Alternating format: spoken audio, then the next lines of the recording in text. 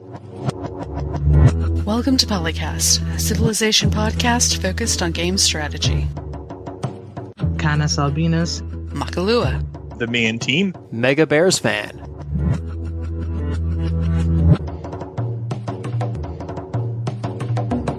Happy Saturday, internets, and welcome to PolyCast episode number 364. I am one of your regular co-hosts, MegaBearsFan, joined by CanusAlbinus.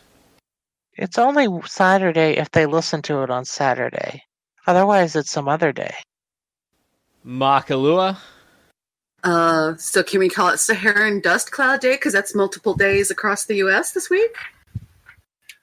And TheMeInTeam. thirsty for destruction, you will be thirsty no more. No, you are only allowed to listen to PolyCast on Saturdays. I have commanded it. Man, that's going to cut into our listenership a little bit. Yeah, some people are busy on Saturdays. Oh dear. Hmm? Well, if they're busy on Saturday, they can't be listening to us. It's true. And then they wouldn't be able to listen anymore. It's unfortunate. Yeah, why'd you cut out so many fans like that? Gosh. All right, I rescind the Saturday requirement. After careful deliberation.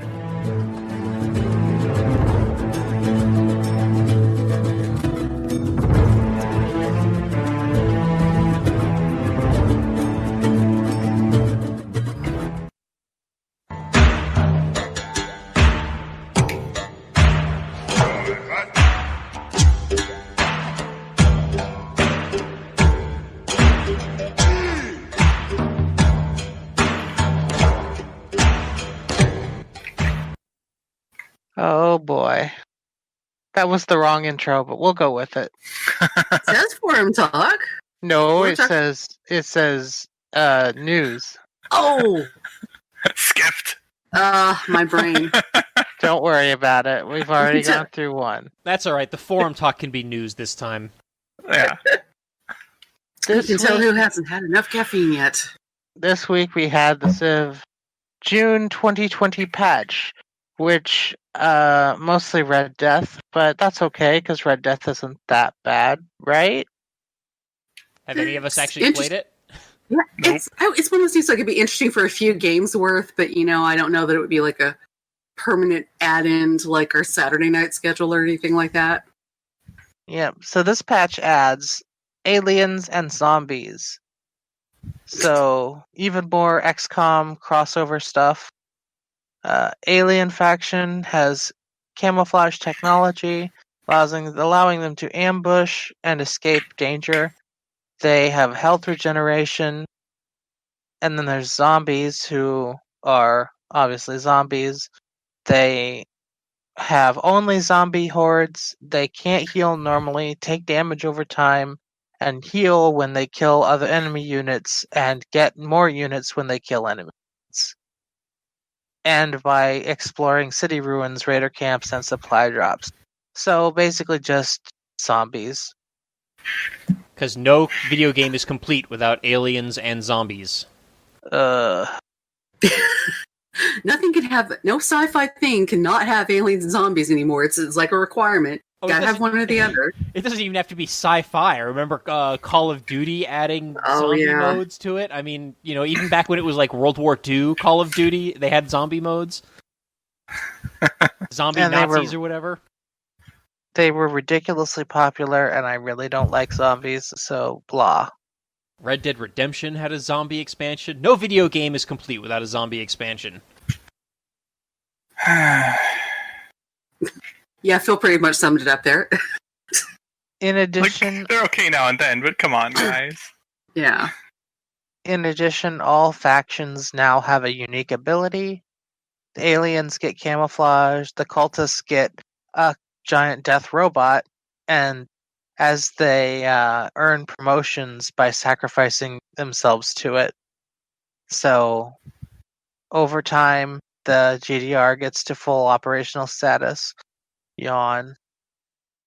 Border Lords, they get Grieving Gift, which is they get to put a fake supply drop on the map and it triggers an explosion. The The jocks get Hail Mary, which is a small tactical nuke. Can be launched from any combat unit. Has a small blast radius of a single hex. I like the Mutants. name. That is indeed a very small nuke.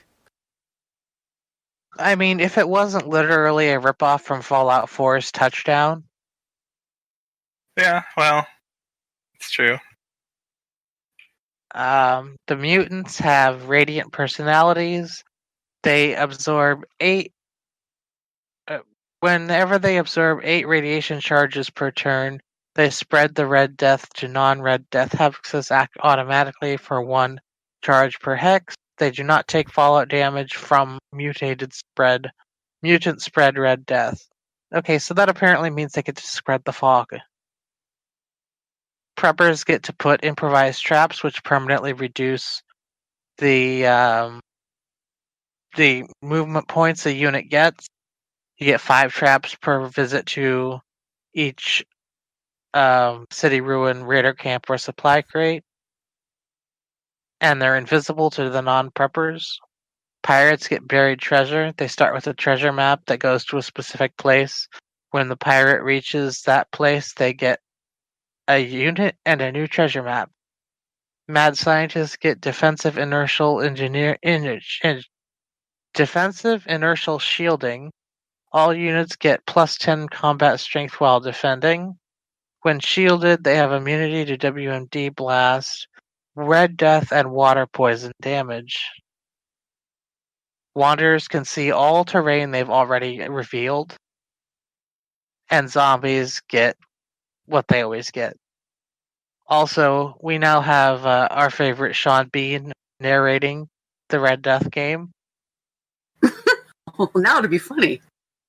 And when you're killed, you can still watch in observer mode.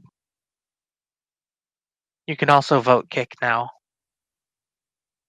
Huh, I would have thought those last 2 would have been in from the start, but I guess not. You would think. This Some will we get for natural- free? Vote kick will never get misused. No, not at all. Some natural wonders have been updated. They've changed Aya Sahara to give plus 2 production and 1 science, while still providing 1 science and 1 production once the game enters the atomic era. What was it Yosemite- before? Does anyone remember? Because that sounds like what it was already giving. I think they just added it. They just added so that it's 3 production, 3 science. Okay. Yosemite gets 1 food and 1 gold science and 2 appeal adjacent tiles, as opposed to just the previous 3. And Cliffs of Dover gets 4 appeal to tiles instead of just plus 2.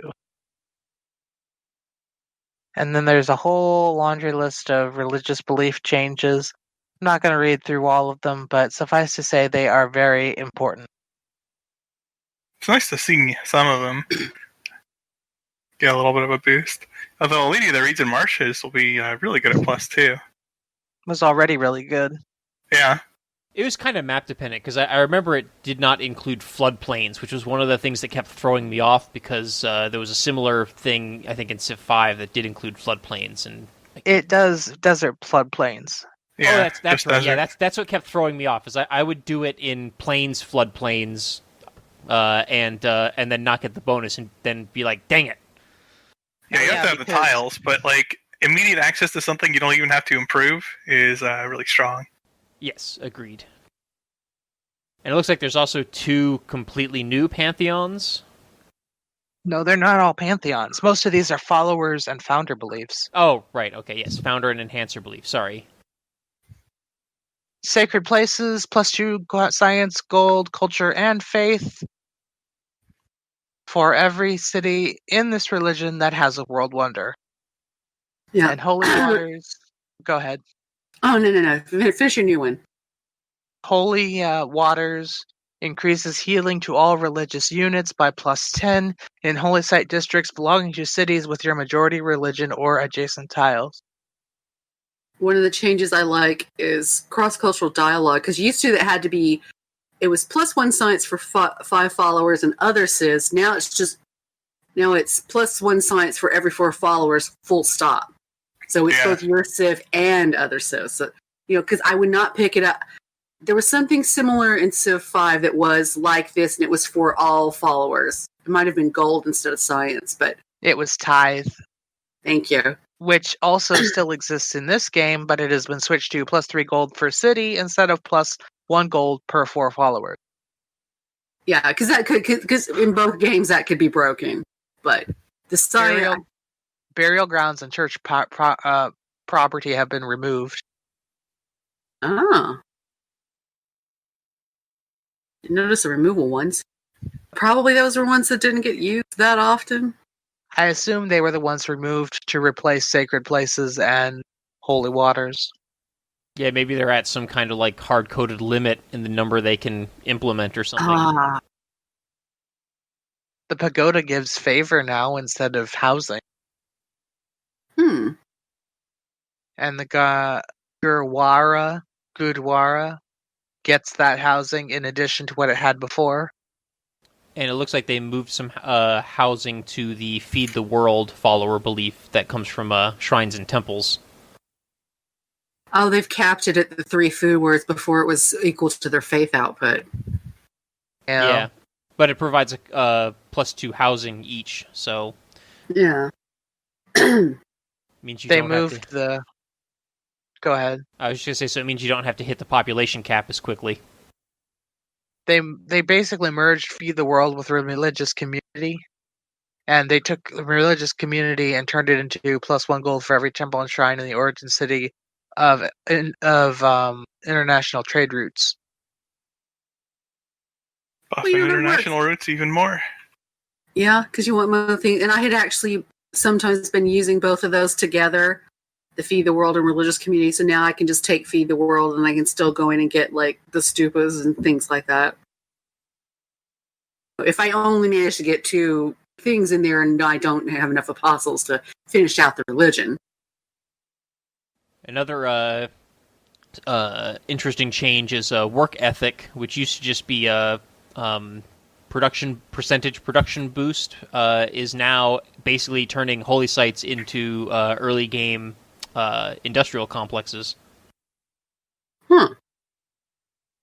Holy Site District Faith Adjacency bonus provides production as well. Yeah.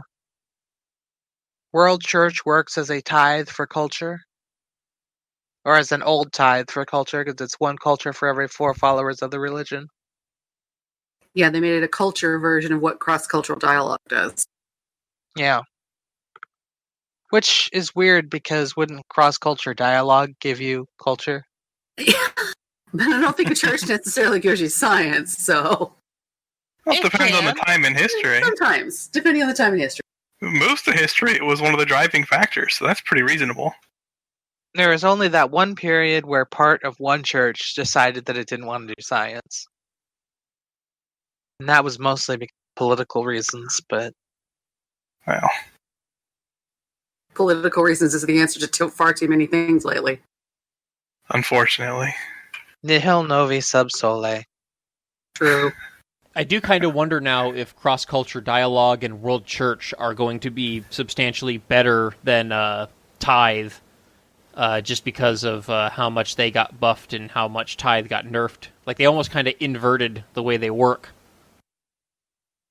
I guess I've seen too many playthroughs where the Tithe thing has been used to really ridiculously buff gold and somebody basically buys their way to winning. Yeah, I mean, Tithe has always been, like, ridiculously strong. I even remember, I think in Civ 5, Tithe was one of the better religious beliefs, just because, gold in both Civ 5 and Civ 6 has been really good. I don't know of a time when gold isn't good. Yeah, more money tends to be helpful, on average. But yeah. I guess in Civ 4, the amount of gold you got was not as important, but still pretty good. You could go into democracy and spend it, though. So, even there, still pretty good. And there was also the fact that in Civ 4, the amount of gold that you were making also served to kind of cap out how much science and culture you could generate. So, You weren't spending the gold, but you did need to have a lot of it coming in. Otherwise, your science and culture would grind to a halt. If I remember correctly. Phil can probably correct me. It depended on your expenses, too. But yeah, like, you could, using the sliders, effectively funnel gold into other things. And how efficient that was depended on how many multipliers you had built. Oh, yes, good old binary research. Yeah. There is some nuance to sliders that newer games seem to lose. They don't tend to capture it. I think there's a place for that kind of mechanic. You don't need the entire game to revolve around only that. But Civ 4 didn't, so I don't know. Civ 4 is pretty good. A lot of new games want players to be able to have their cake, eat it, and lose weight, too. I don't know about that. Depends on the game, really. It's just, what are you... Ultimately, you're going to be making trade-offs. No matter what those look like, you're ultimately going to be making trade-offs. And I think it's okay to have a mixture of trade-off mechanics that interact with each other, because that gives you a little bit more complexity. Some fun interactions. A few posts into the Civ Fanatic posts about this patch notes is one from user Kwame that says, "What? Church property was almost always better than tithe. Now tithe is church property plus 50%. I do not recall church property being that good. So I'm wondering if this user and I were playing the same game." Well, it was just plus 2 gold for each city in the religion. Oh, that's right. I was thinking church property was the culture one. That was World Church. Other parts of this bug patch fix, general bug fixes and Polish. Hey. Gotta go with the old joke. Polish. Various crashes and performance improvements. Play by cloud functionality restored to all players. Does that mean that we can actually play Unix and Windows again, or not? You mean without the workaround? Yeah. I guess we'll find out. Because it doesn't actually say. I was going to say, I'll find out in about 6 hours from now. Yeah. Well, we did also have a dev stream this week, which hilariously started with, "Oops, we lost on turn 1." They were showing off the Red Death mode mostly, and I just don't think there was much other chat. A little bit of like, somebody I think in the comments was like, "Yeah, we'll address this in a future patch." Well, great guys, thanks. Could you tell us when the future patch is? Kind of, Well, the future patch will obviously be in August. Yeah, but I think people get hung up on wanting specific dates sometimes. Well, not necessarily, Canis, because a future patch does not necessarily mean the next patch. Oh, yeah. Yeah, there's that too. It could be any of the patches between August and next March. Yeah. Technically speaking. If you want to. Because we don't know how pedantic around here. Who That would would have never thought? happen. Impossible.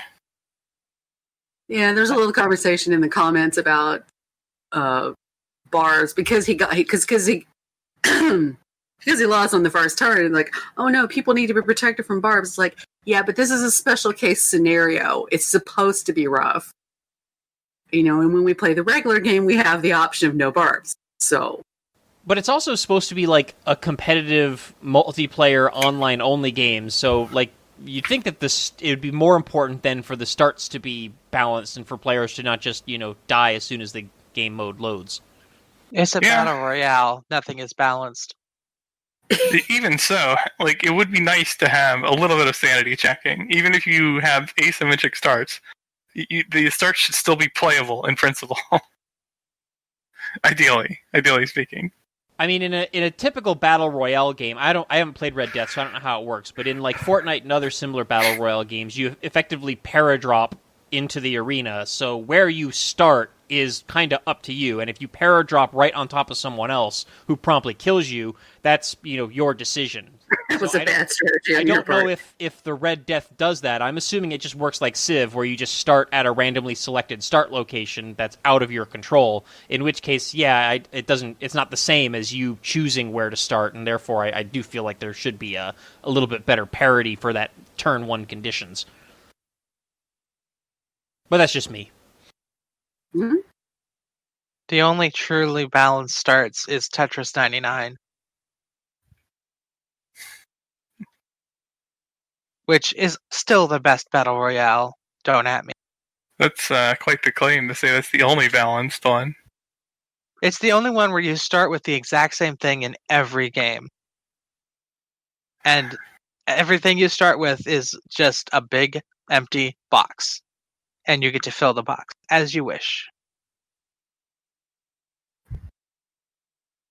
Everyone starts with an empty box, just have a random assortment of pieces. The same random assortment. I think they're all the same. Oh. One other thing in the dev stream is there was sort of a hint that the secret societies is somewhat, I think someone described it as silly/fantastical. Is it like CK2? I hope it's like CK2. I don't know. It was just like hinting. Oh no. It's probably not like CK2. We don't need devil worshipping in my Civ. It would be fun. I mean, that's like the secret society of all secret societies. How can you not have that? That's the zombies of secret societies. Exactly. I hate those too. But it was also hinted that the other modes coming up were going to be, the next ones are going to be more traditional and historical. So, depending on what you want, you're going to get something to make you happy, hopefully.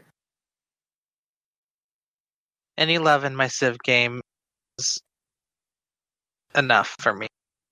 I still have yet to play the fancy new disasters mode that was added last month. Oh, it's fun. Oh, is it? So it gets an endorsement and thumbs up from Canus? Yes, although it is very hard. It is fun. Yeah, well, maybe I'll give it a try then. Yeah, apocalypse mode. Apocalypse mode. Try to win before you die. Apocalypse mode. Do not settle on rivers.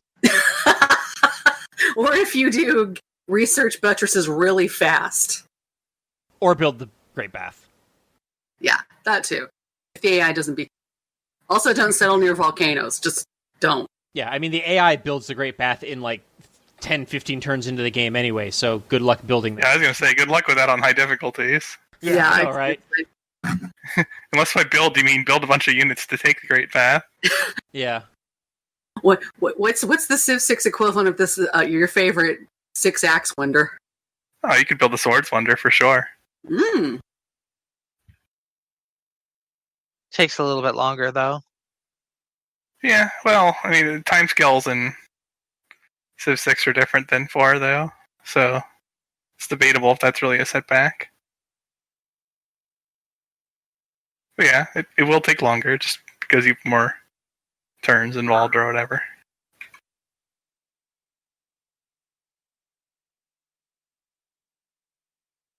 Silence. That's the next topic time. Yeah, I was going to say, should I play the same thing again? If you want me to play the thing I should have played earlier. You might as well just start the topic because we've already got the audio in place. Okay. In that case, for once I'm not jumping the audio queue. This works out. Yeah, that's one way that I can not forget to do that. Confession time. What have you never done in this game that other people do routinely? Started by Walker JKS. For those that play a lot, what have you never done in the game that seems routine? I have a couple things, though I'm not positive about the second. Maybe did it for City State Quest.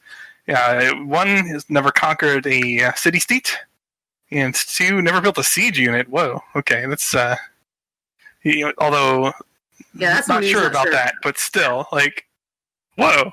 Whoa, how did you? The siege units really do suck in Civ 6, so up until wait a minute, are we not counting counting battering rams and siege engines and artillery though? Siege towers? Well, I think technically those are a support unit, so I don't think those fall into the siege unit class. I'm assuming that this post meant the siege unit class, which is just catapults, bombards, and artillery.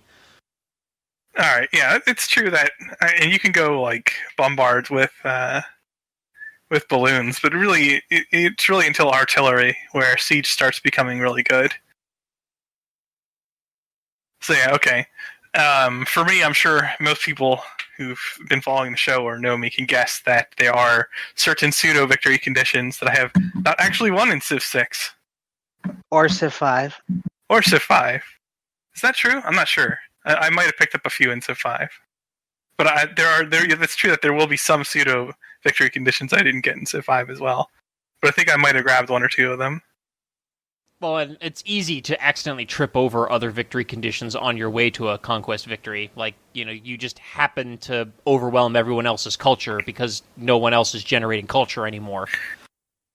That's true, but it doesn't happen a lot on Deity. I've never won tourism by accident on Deity, and I don't think I've won tourism at all, or science, or religion. Or diplomatic. I've had a few accidental tourism victories on Emperor and Immortal, or not Immortal. What's the one down from Deity? It's Immortal, right? Yeah, it's Immortal. And then the one down from that is Emperor, right? Yep. Yeah, I've tripped over a few accidental tourism victories on my way to domination victory and Emperor difficulty a few times. Yeah, someone gets some sometimes in our weekend co-op games. I've also had a few instances where, like, I wasn't planning on going for a diplomatic victory, but then I realized I was, like, 4 victory points away from winning it just because I had been doing emergencies and stuff like that. And then I'm like, all right, well, I guess I'll just vote for myself in the World Congress and see if I win the game early. Yeah, I think I've tripped over the religion things on the way to science just because I started that early to give myself the boost. And I wasn't trying necessarily, but then when I think I had to go punch some people in the face because they, wouldn't leave me alone. And then, oh, wait, there's no other religions now. Oh, I won. Oops. You raised the only city following the other religion. Yeah, that feels bad moment. Remember the time Mackie raised a holy city in Civ 4? Oops, World War I. It's all directed at me. Because it was a multiple holy city. That was the thing. Oh, boy. Yeah, I think so in other words, you raised Jerusalem. That would be bad. Yes, exactly. I raised that game's equivalent of Jerusalem, and then the whole map hated me that wasn't human. Yeah, Don't worry, Mackie. I was proud of you. If I remember correctly, it was really easy in Civ 4 for, like, the first 3 religions to all be founded in the same city. Isabella. Yeah, from the AI, that could happen. It wasn't that common, though. Because the guys love going for that crap early. Well, I was only ever playing Civ 4 on, like, the medium difficulties, so my experience in that game is going to be a lot different than your experiences, probably. Yeah. Yeah, I didn't play Deity a lot. I did a little bit. I have some Deity wins in Civ 4, but I mostly played Immortal. I think I was mostly on Prince and maybe played a few towards the end at King or Noble or something. Civ 4's difficulty levels were different than 5 and 6's. Noble was the one that had the most balanced bonuses between player and AI. Yeah, it was the... It still wasn't perfectly even, but it was the closest you were going to get. I may or may not have lost a Civ 5 or Civ 4 settler game. How'd you pull that off?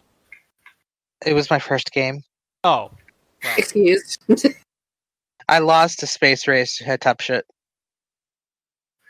I'm impressed that AI actually launched the ship on that difficulty. It was before any of the expansions. Oh, okay. Even still, a lot of times it just ends on score and the really low levels. Yeah. You got unlucky. I feel like the game goes to a score victory and the AIs are still, like, just barely bumbling into the Renaissance. I have come a long way since then. Yeah, of course. Well, we all have from the first Civ game, because my first Civ game involved, whoa, I conquered off the Americas and I've got muskets, I'm doing really well. And then the Zulus showed up with tanks. That doesn't sound good. That did not go well. That's never a good feeling. That seems like a common occurrence. It is a good feeling if that happens and you still win, though. Which I've done like once or twice ever. Pulled off something that extreme. Were you the one on the tank side? No, like I got writing in 1000 AD in one Civ game on Immortal and went on to win it. Oh my gosh. Oh, yikes. That was the best game I'd ever streamed. I wish it had saved. That was an amazing moment for This me. isn't like a situation where you're playing as the Chinese where you don't discover alphabet. I botched a rush with Mally. That's why I got writing that late. Ah. But the reason I was able to get back into the game was certain abuses of the espionage multipliers. In other words, I gifted one of the AIs a city that had my religion and culture swarmed it so that they couldn't build anything there, and stacked all the modifiers I could to steal really inexpensively. And I went from like currency to infantry in a very short number of turns. It was stupid. Clever. Yeah, that was a fun game for sure. Let's see, what does this forum thread say are things that other people rarely do? The first couple posts mention harvesting resources. Oh yeah, I've never chopped a resource ever. I probably don't do it as often as I I haven't. should. I haven't done Yeah, I it don't do it as often intentionally, as but I I've should done it either. unintentionally a lot. Yeah, if I don't have It's Magnus objectively in the stronger. city- Like, if you're playing optimally, you should generally. Yeah, if I don't have Magnus in the city, I rarely ever, if ever, harvest a resource. Like, unless it's like it's in a spot where I know I'm going to be building a district, then I'll harvest it. That's usually pretty much the only reason that I do. But I also play with. But you can move Magnus to cities.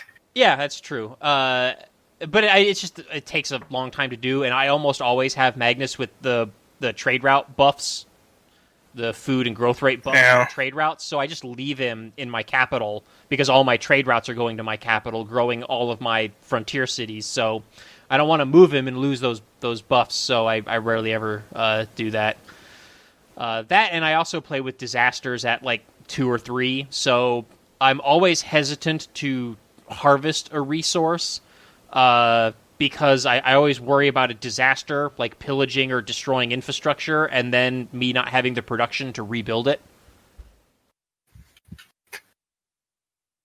But you would normally have either gold or it's a production city, right? Normally? Yeah, but you can't spend gold to repair things. So if it's like an improvement, no big deal. But if like a district gets pillaged, that can suck. Okay. You don't have to like harvest literally everything. But generally speaking, harvesting is the stronger play. Yeah, I know, I get it, which is why I'm saying I probably don't do it as often as I should. Yeah, fair enough. But I could see how someone would choose that though, because it does feel kind of bad, like you're sacrificing your long term or whatever. Like that's a hard mentality to lose in strategy games, or at least it was for me way back in the day. I mean, you play them long enough, and there's a lot of patterns that repeat. And you understand that early advantages are worth enough that it's sacrificing your long term still makes you stronger in the long term because the stuff right now is worth that much.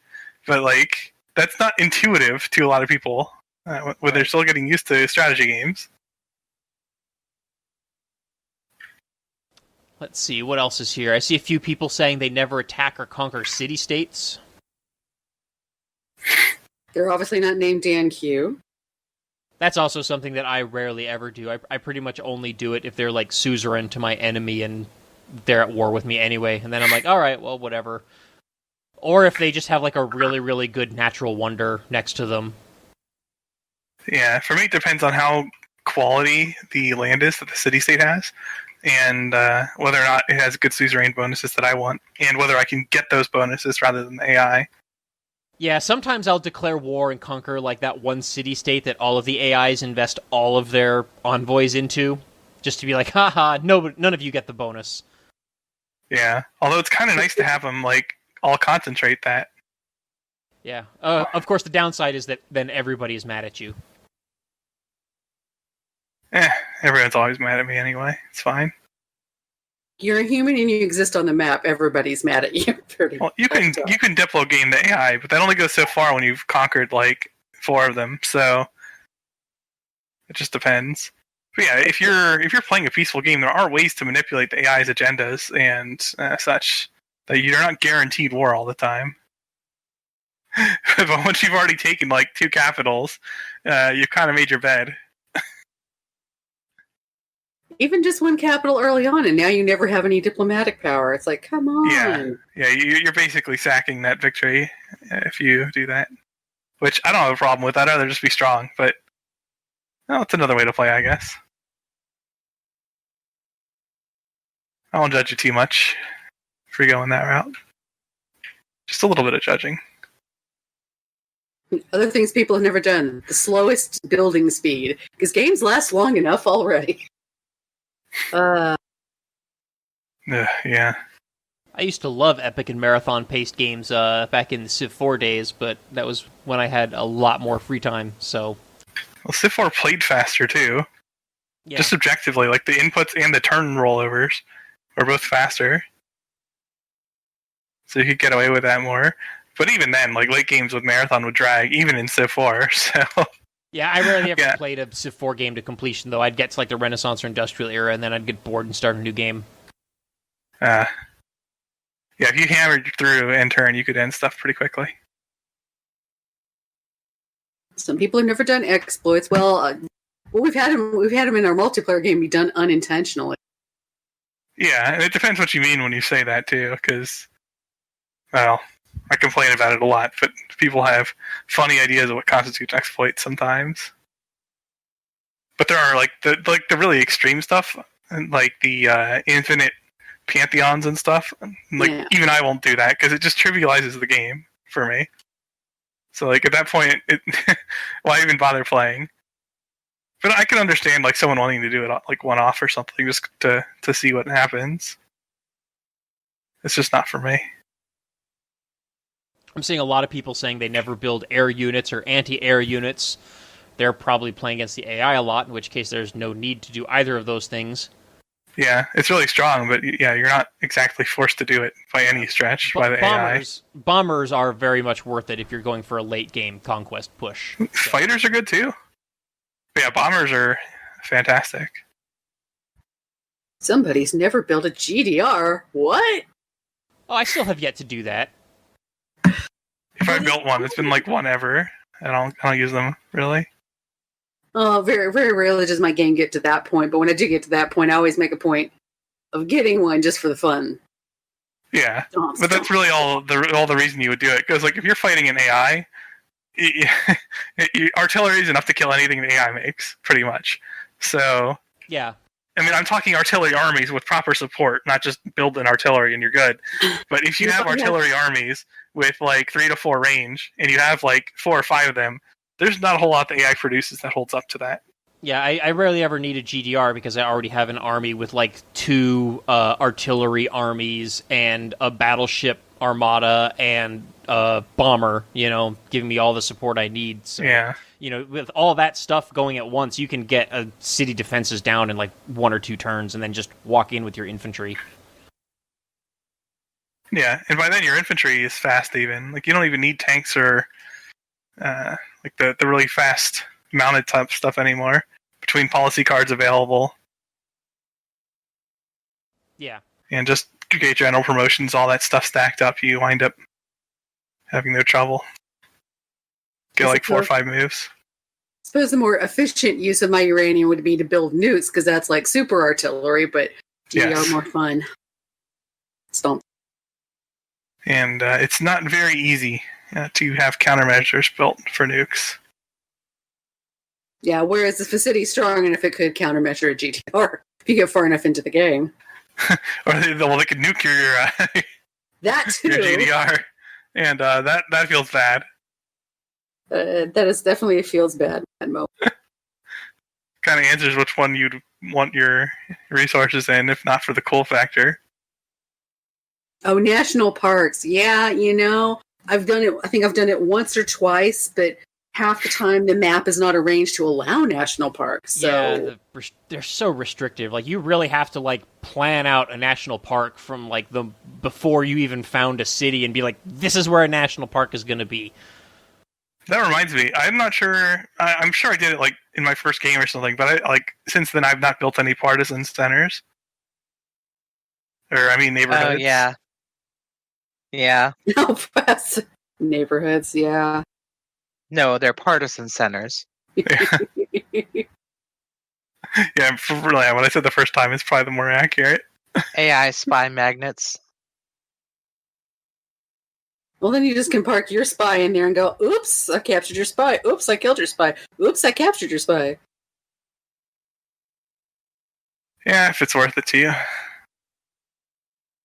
After I got finally some of my ability to do things back, I played my first game of Civ in a while and built neighborhoods.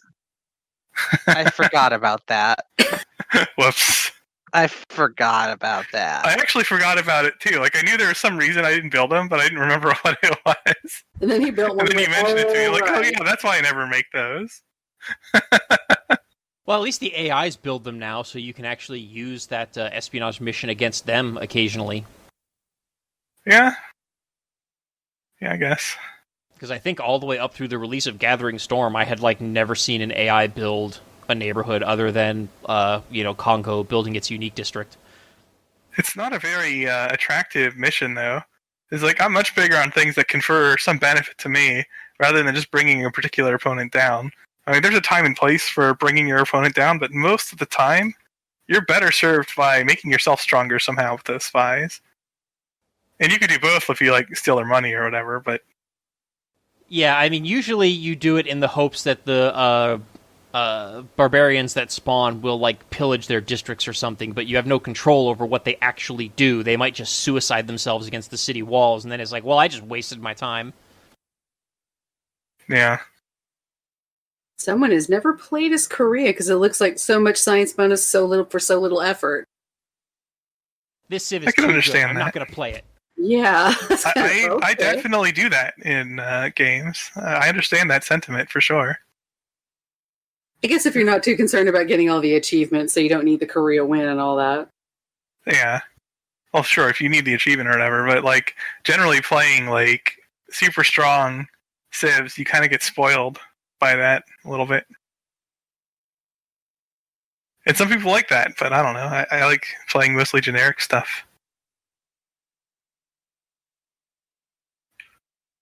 Okay, I think we have just enough time to squeeze in one more topic for the end of the show. Okay, so our final topic for today looks like it is going to be another Civ Fanatics post, this one by a user named Mahi, which asks, is Civ 6 the most peaceful iteration ever?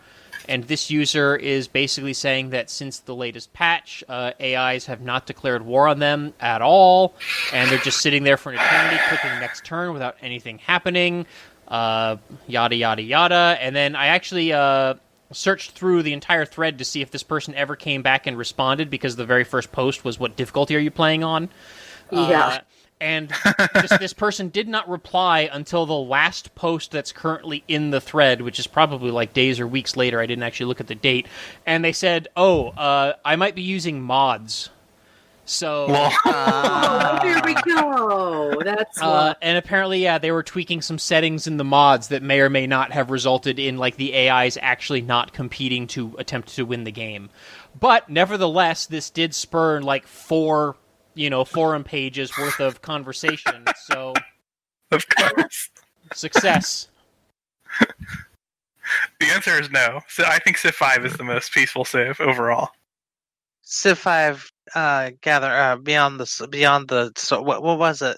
Brave Beyond New the World World Civ 4. was more peaceful than Civ 6. Civ 5 Gods and Kings was much more warlike. They were very aggressive in that game. Yeah, Civ 5 swung wildly between aggressive, and also I feel like the difficulty swung kind of wildly between expansions as well. Like the vanilla game was very slow, very easy, nothing happened at all. Gods and Kings came out, and suddenly all those Great War era units were pillaging and plundering all over the map all the time, every game. And then Brave New World came out, and it was like, oh, you mean I get reciprocal bonuses from trading with the other players? Well, sign me up. Yeah. I forgot that trade routes didn't exist before Brave New World. Yeah, like, not at all. There was no concept of trade routes in Civ 5 until Brave New World came out. The closest thing they had was that city connection, and it was only between your cities. Yeah, it was a big change, big introduction. I'm so used to having to use trade routes now. I'm like, oh wait, there was a Civ without them? I mean, we had caravans for a long time, but you had to manually kind of control that thing. And usually, Civ 4 abstracted them, but they were still a big deal, even in Civ 4. But you didn't have to, like, build the unit for them. Like, there's a reason the Great Lighthouse is considered one of the top wonders in the game, and that's not because trade wasn't in Civ 4, that's for sure. Yeah, it looks like the general consensus in this thread is that it depends on what AIs and what agendas are in play, and yeah, that's been my experience as well. Sometimes you just roll the games that are just Gandhi and Cleopatra, and not a whole lot happens. And other games, the first 3 civs you meet are Montezuma, Alexander, and Genghis Khan, and it just goes downhill from there. Yeah. I don't think I've ever played a game of Civ 6 yet where I did not have conflict, whether deliberate or not, with Alexander. Alexander there's a reason he's called Butt Chin. because he's a butt. I think there's more than one reason he's called that, to be fair. I also end up in conflict a lot with the German leader, Frederick, just because I almost always seem to have one too many envoys and city-states for his liking. Yeah, well, he's kind of a butt chin himself. Yeah. Well, that's the running theme, is if you've got all the butt chin Civ leaders in the game, then yeah, there's going to be a lot more war. You're not going to have a pleasant time. Oh, such a mess. Well, I guess it depends. If you're Phil, maybe you are having a very pleasant time. Well, I mean, you just kill him the same as anybody else. It's not that big a deal. I'm just imagining, like, Phil playing a game that's got, like, nothing but, like, a Gandhi and Poundmaker and Cleopatra in it, and he's just sitting there hitting end turn, being like, somebody give me a reason. Don't worry, I can find a reason. The reason they exist. I found your borders. There we go. Yeah, there you go. All Found right. your borders. Declare war. I know where your borders are located now. Your borders are in my way. I'm going to need your land. Your borders are on my lawn. Get off it. You seem to be claiming this land, but I think I need it. Well, there's a tried and true way to settle these disputes, so that's good. Putting them And on the that's- other end of a pointy stick? Yeah, the 10 Swords wonder. Yeah. Well, sometimes it's horsemen or knights or whatever. I mean, But never it's good to be catapults. flexible. Never catapult. Well, I don't think the 10 catapult wonder is going to work as well as the 10 sword wonder, let's just say. It'd be impressive. I don't know. If you had 10 of them, then catapults. maybe. I mean, if you've got 10 of everything, I think you're in pretty good shape. Or 10 Yeah. of anything. The 10, I'm impressed if you produce 10 catapults. The city can Can you only bombard one of them at a time, so... Can you imagine you're in a heated multiplayer game, you get declared war on, and then 10 catapults roll into your land? What are you going to do? Yeah, Just like, I'll admit, I'm What? not prepared for that. You probably kill them with your knights because catapults are like ridiculous to make. Yeah. yes, but the shock value would be enough to make you think, what is this person doing? It's paralyzing. There must be another massive army, like, on the other side of my Hiding. borders. I've got to move everything over there and just not even do anything about these catapults. Clearly, it's a trick. It's a trap. This isn't the real army. This isn't the real war. I mean, obviously, you would need another unit, because the catapults can't capture a city, but... Yeah. A warrior can just, or even a scout, could just walk in after the catapults are done bombarding and just be like, alright, my city now. They're tolerable if you can get XP on them. The problem is, like, they're just so slow to get going. Yeah, and they die in 2 hits from a city, so in the time it takes to set them up, you also have to have a general in order for them to get that, 2 shots off. I figure that people, actually don't go for generals every game, without exception, but yes, you do need a general. Yeah, that's actually a thing that surprised me in that last thread, that I didn't see too many people saying, oh, I don't ever go for generals. And Because they're smarter than that. yeah, that's another thing that I don't do probably enough. I don't get enough early generals, and then I kind of wonder why my armies aren't doing as well as they probably should. Like, I will straight up build the project for it to make sure I get one. And there is that nowadays they sort of have an expiration date. So even if you had an early general later on, if you plan to go to war later in the game, all you're going to get out of a great general is that. I mean, well, if you have a defensive war, you need it, but you'll just have whatever bonus they get on retirement. Unless you're on Colombian.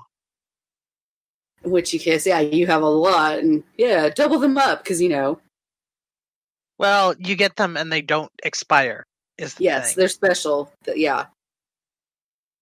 But if you got a regular great general, too, then later on, you can have double generaling in an army. Yeah.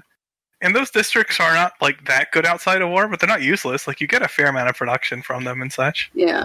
Yeah, the increase to your resource cap is also helpful. And housing. Never enough housing.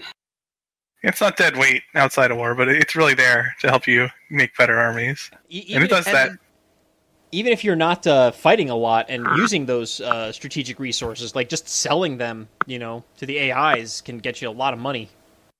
That's true. It's true. They do ask for them a lot. I try not to do that too much in our multiplayer games. Sell crap to the AI that my human people are trying to fight. To the AI that we're trying to fight. Thanks. No, I will not give you all of my diplomatic favor. Will you take 20 iron instead? Diplomatic favor. You have 2. I'll give you all this for 2 diplomatic. What's 2 diplomatic favor going to do for you, man? You can't even vote with that much. Yeah, I mean, I recognize that it's really hard to come by early in the game, but yeah, you've it's not worth buying or selling unless you're buying or selling enough to actually make a vote with it.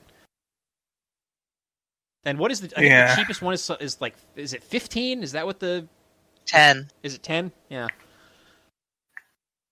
Yeah, I probably overvalues that way too much. Yeah, I think they've even patched it down a few times, and it's still they'll come to me and be like, "I'll give you 250 gold and 10 gold per turn for 2 diplomatic favor."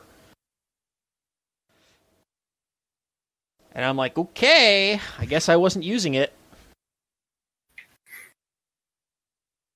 Yeah, I'm not going to say no to free money, but come on. And then they still lose the things they're proposing because every other player gets the first free vote anyway.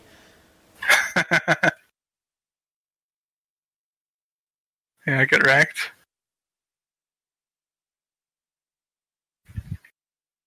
I think we've beat the horse to death. Oh no, the poor horse. What a tasty treat. Or is that the wrong context?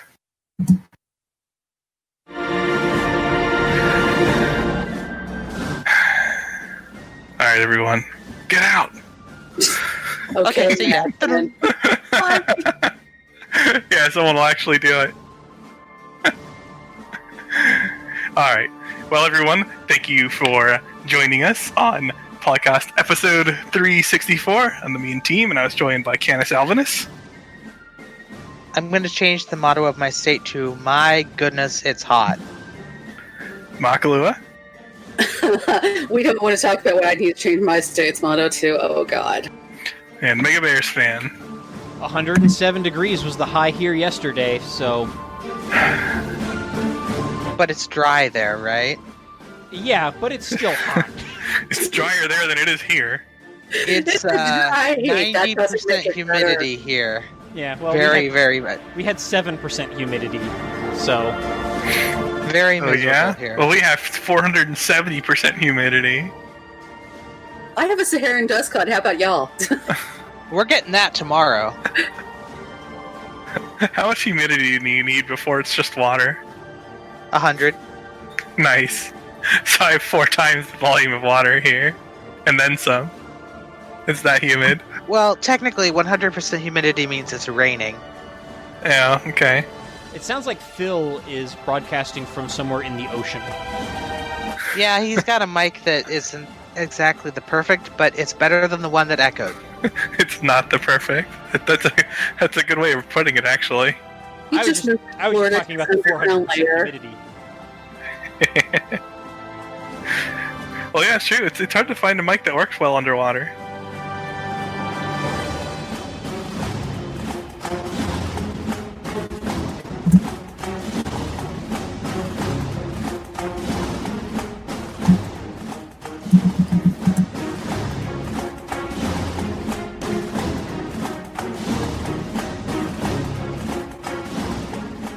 I do not recall this audio cue going on this long.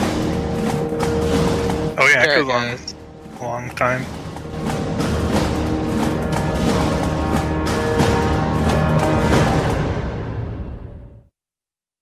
Civilization. Hold Go on. ahead. Civilization 3, 4, 5, Beyond Earth, and 6 content. Copyright Take-Two Interactive. Copyright the Polycast at thepolycast.net.